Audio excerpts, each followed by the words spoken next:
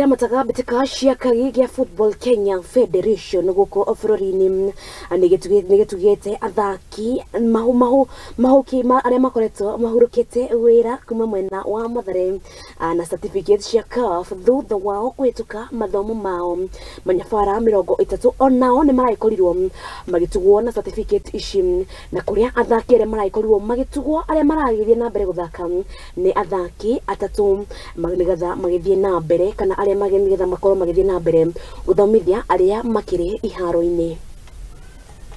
Na hiyo coaching maybe inaweza improve life ya msee hapo ghetto, and hiyo knowledge ya kuleta coaching maybe ni kumenta some players ama some people kwa ghetto, at least wakuwe na life poa.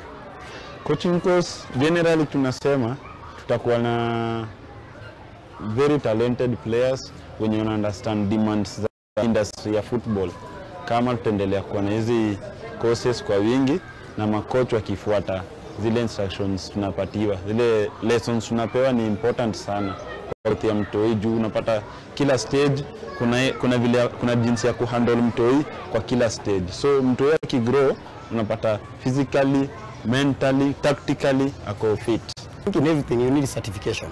So with this, I think I'll grow in terms of heights and also in the pathway of coaching, because when I have CAF D, at least I'll be looking forward to do CAF C. With that, maybe you never know, the next day I'll be the national team coach, and without these papers, I can't go anywhere.